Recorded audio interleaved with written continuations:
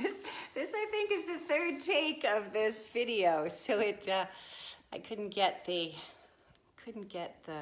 lateral. I may have to do this one again. Let's see. Can you see? I think it's gonna be okay, maybe. So this is the fourth video in a series that I'm promoting products that I've introduced in a new book that will be out in 3 weeks called The 8 Steps to Awakening Your Highest Potential. And this particular video is about stability balls and yoga rolls and health bridges. So the health bridges I don't have here today, but they'll be in that product guide. If you're interested, you can email me, dr.denagc@gmail.com. But they were developed by a chiropractor, Dr. Ken Beatty, and his wife, Edney Munden, who's a yogi and a nurse, years ago in Newfoundland. So they'll be like a bridge, a half bridge, but they'll have graded inclinations, unlike the ball that I used or the yoga roll that you see me use. But again, there's going to be links in the product guide. The stability ball that I was using is 65 centimeters, and you can see that your hips and knees should be at 90 degrees. So if you're someone who's a little taller than 5'4" or 5'5", then you may want to use the 85 centimeter diameter, but that's important.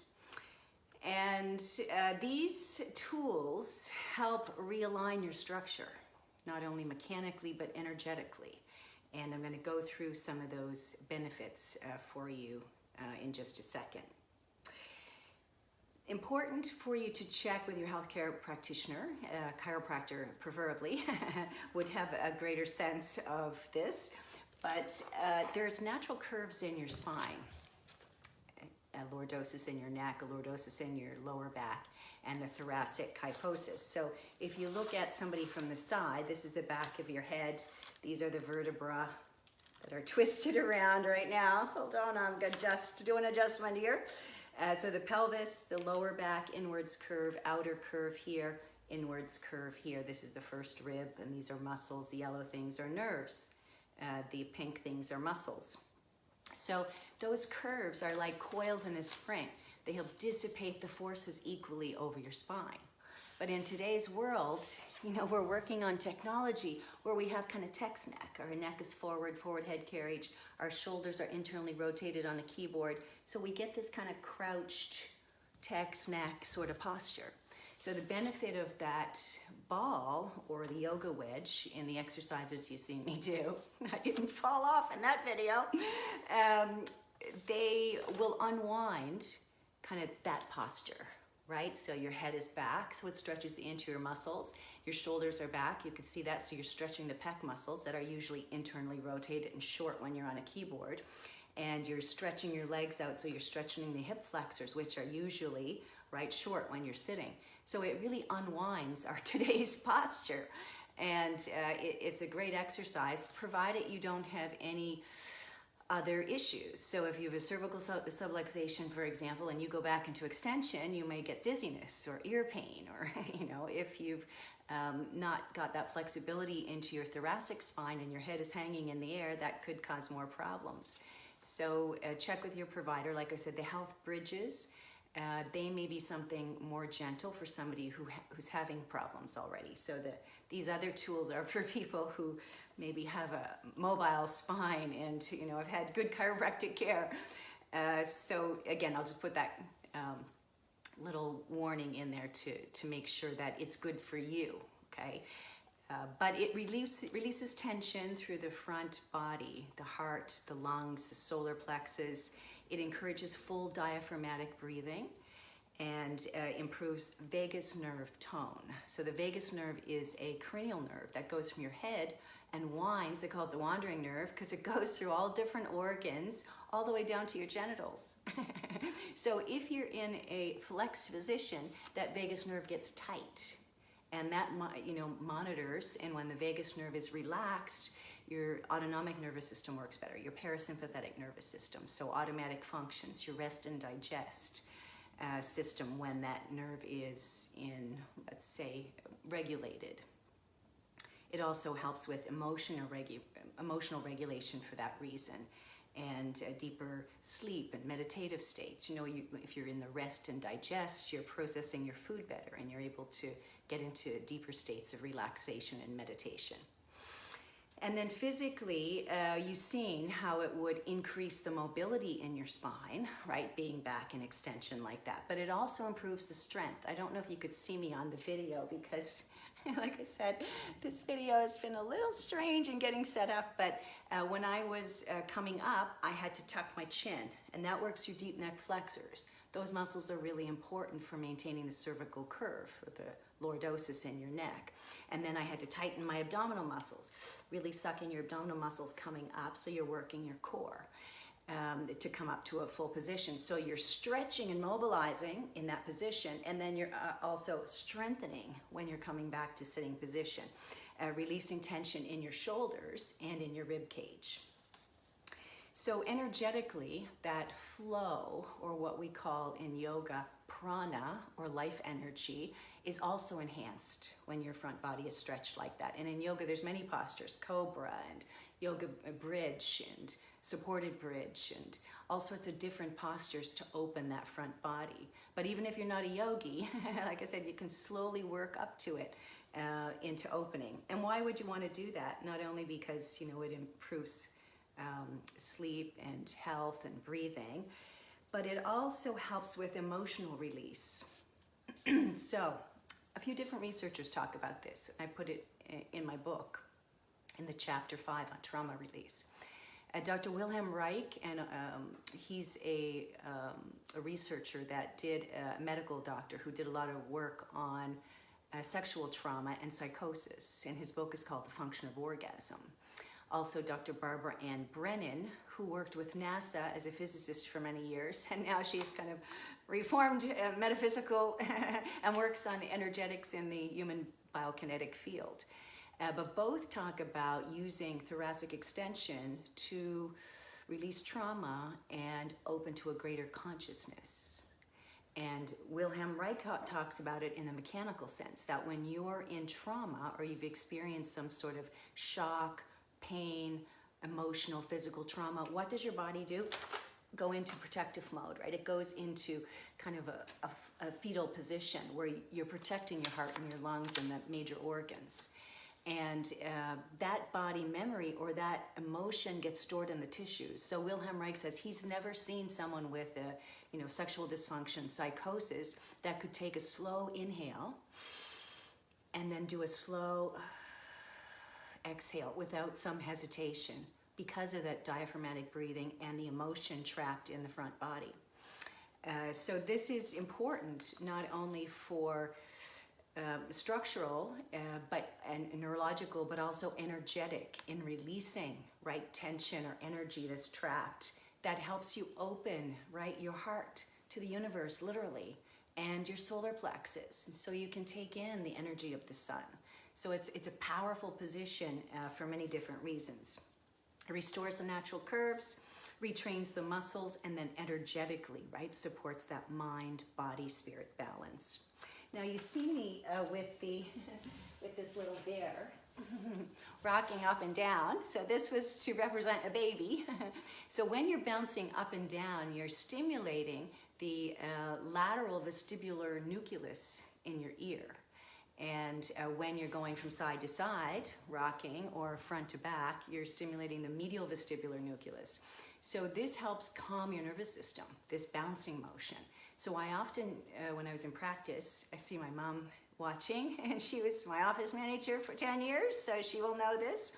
But I often recommended this exercise to new moms, because not only would it calm her nervous system and calm the nervous system of the baby, but it would also help strengthen her core. So after you've went through a delivery, your abdominal muscles are stretched, your pelvic floor muscles are stretched. So this was a nice, gentle way to start strengthening your core and also, right, keep your baby happy in the nervous system. So just to kind of demonstrate that, it is kind of a nice offshoot, I think, for new moms to look at. So this is the 4th video. There'll be one more video on Monday. I don't know if I'll do one tomorrow or not, but with Clan-Mother Karen, and we'll be looking at the Genius Biofeedback as a product that we have recommended, and also Yanni Steam. So tune in on Monday.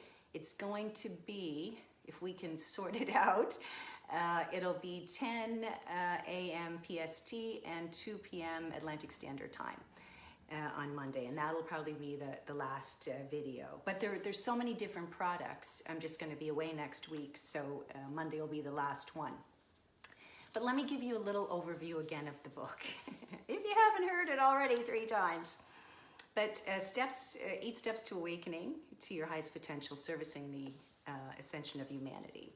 So again, it's a spiritual guide for our times. It's a map and a mirror for our awakening of humanity. It's a blend of different sacred wisdom, astrology, and also modern metaphysical sciences. So just as you see me put principles into a stability ball, like mechanical, energetic, metaphysical, I've done that with other more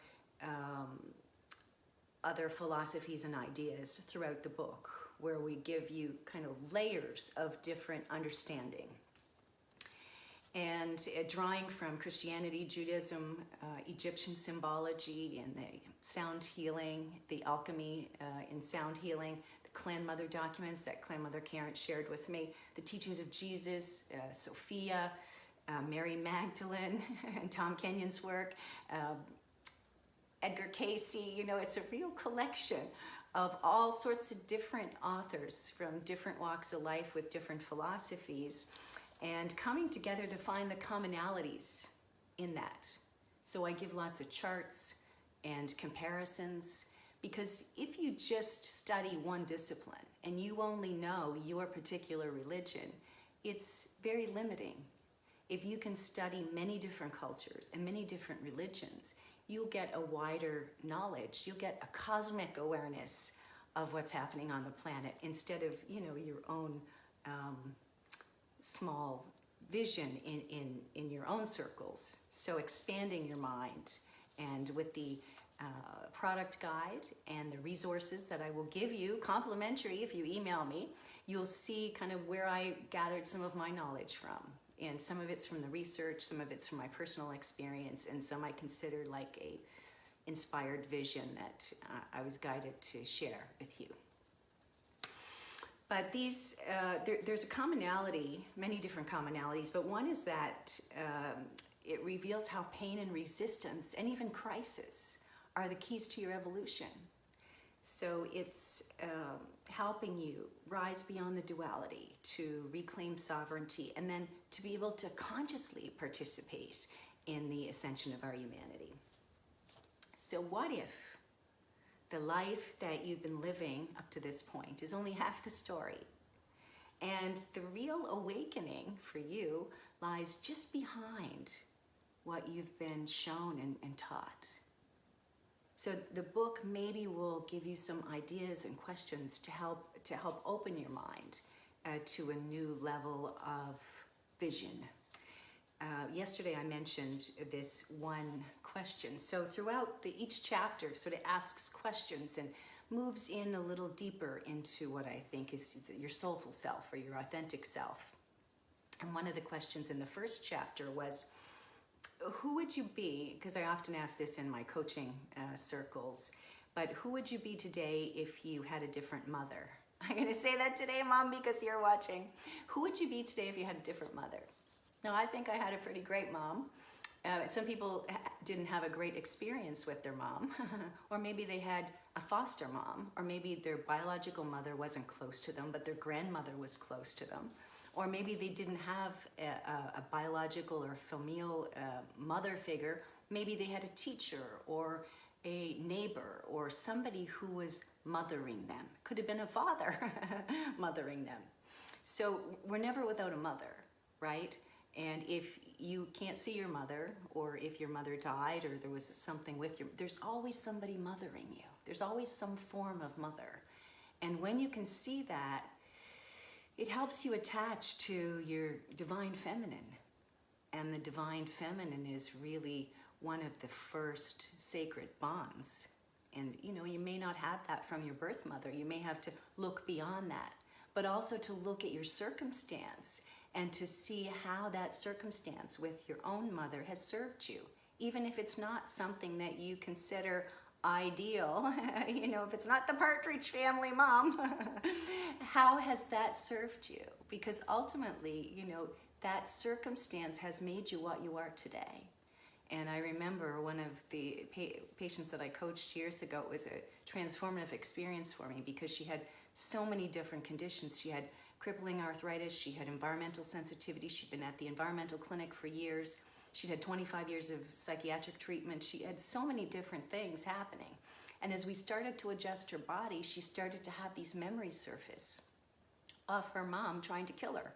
Her parents actually, but the issue was with her mom really. And she said, Dena, I really want to work with you because I like what you're asking me. So I had sort of a coaching business on the side of my chiropractic business, and I start working with her. And it was totally amazing. I mean, it blew my mind, actually.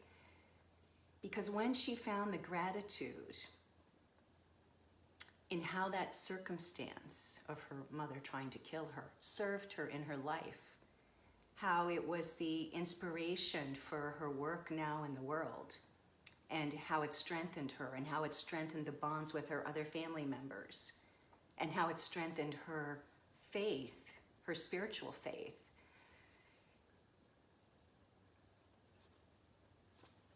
It opened my heart, really.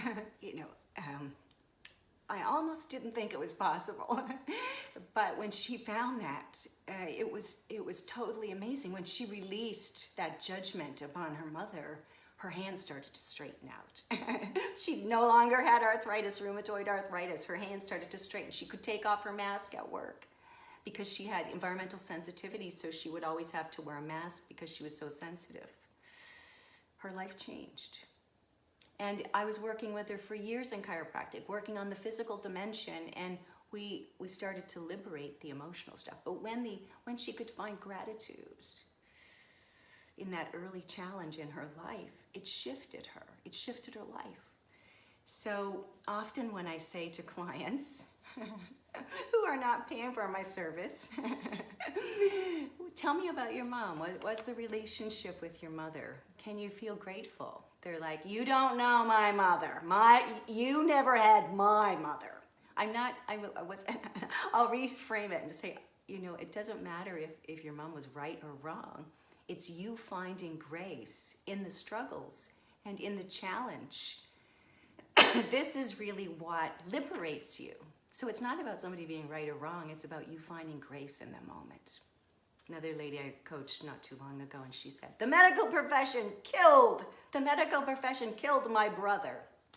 And I said, tell me more about that. Well, he took a drug for weight loss and they killed him. So, she's blaming the medical profession. We'll get a lot of that now, right? With what's happened with the shots. But you have to take responsibility for that too. Right? Where could you learn from that experience? How are you empowered by that experience? So when we issue blame and shame on the world, on the outside, you're working at a very low dimension, a very low vibration. And David Hawkins talks about that, the level of consciousness, and he rates it actually, gives it a number rating. But blame and shame is really low. So if you're still blaming and shaming your mom, or your father, or your brother, or some of those earlier issues in your life, then you can't ascend. You can't come to higher dimensions until you release that lower baggage. So the book starts with that. It gives you some questions to entertain about that. So anyway, I'm talking too much here. But I'd love you to email if you're interested in the product guide and the resources. Stay tuned for when the book comes out in 3 weeks.